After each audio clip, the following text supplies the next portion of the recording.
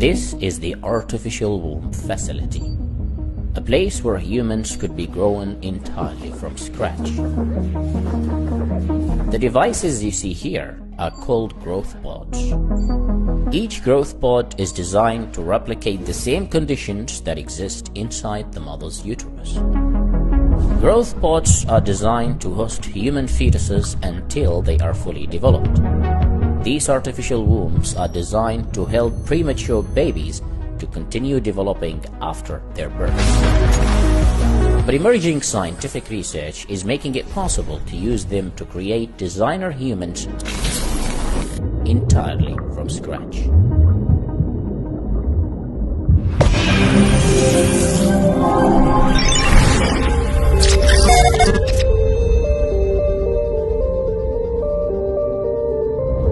Every human fetus requires around 37 weeks inside the mother's uterus to fully develop. And then comes birth.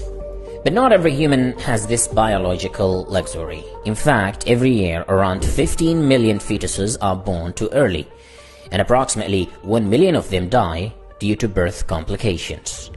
The minimum number of weeks in which a developing fetus must stay in the womb is 24 weeks. If the fetus is born before that, the survival rate will go down. Even if the fetus survives, it will likely to experience lung issues and long-term neurological damage. Although baby incubators exist and they increase the chances of survival, they have their own limitation. If the fetus is born before 22 weeks, incubators are not likely to work.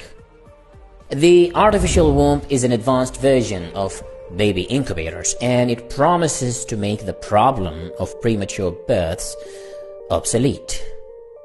But how does it work? In terms of design, the artificial womb consists of the growth chamber, which hosts the fetus. It replicates the same environment provided by the mother's uterus.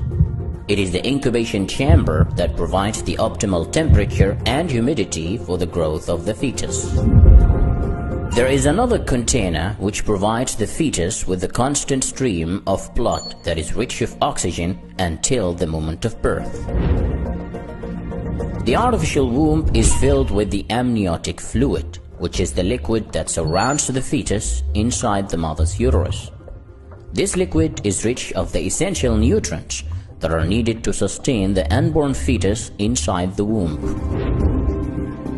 The growth chamber also features advanced sensors coupled with artificial intelligence. These sensors monitor the fetus's vital signs during the development process, which include breathing and heartbeat. The artificial womb also features a screen which displays real-time data on the development progress of the fetus. Inside this growth pod, the fetus is kept for 9 months until a full course of development is reached.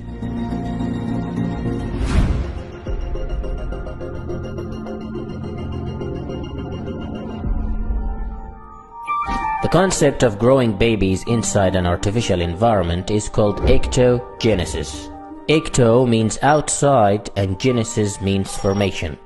And it isn't really new. The history of the artificial womb dates back to the early 1950s. The first design of the artificial womb was patented by Emanuel Greenberg back in 1955. He developed the concept with the hope of helping premature babies to continue developing after their birth. Back then, baby incubators already existed, so no one really moved forward to building the prototype of the artificial womb. In the 1990s, researchers at Tokyo University's medical department tested the artificial womb to see if it actually works. They removed a goat fetus from its mother by C-section. Then they placed it in a rubber womb filled with artificial amniotic fluid, and the little guy was delivered 17 days later. In 2002, scientists built mini artificial wombs using cells extracted from the uterus itself. These lab-made wombs allowed embryos to attach themselves to their walls, just like the natural process. Even though the embryos began to grow and develop, they were terminated 5 days later due to ethical concerns. In 2017, scientists from the Children's Hospital of Philadelphia managed to use a primitive design of the artificial womb, where they placed a premature lamb fetus. After keeping the lamb fetus for 4 weeks inside the artificial womb, it started growing a wool coat, gained weight, and even opened its eyes. The researchers went on to test their design of the artificial womb with more lambs, and their experiments were successful.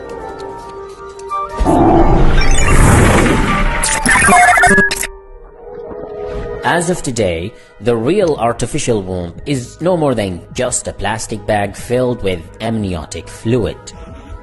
It doesn't look like much, but it serves its purpose, allowing premature fetuses to continue developing outside the mother's uterus. Even though the primary goal of the artificial womb is to sustain premature babies, it could actually be used to create the perfect human being. By engineering a human being from scratch, we can redesign ourselves to be more resistant to diseases and to achieve more intelligence and better looks. And babies who are born in such a way are called designer babies or designer humans, because they have been customized and designed by another human being before their birth. To create the perfect designer baby from scratch, you don't need something sophisticated actually. All you need is just a skin cell.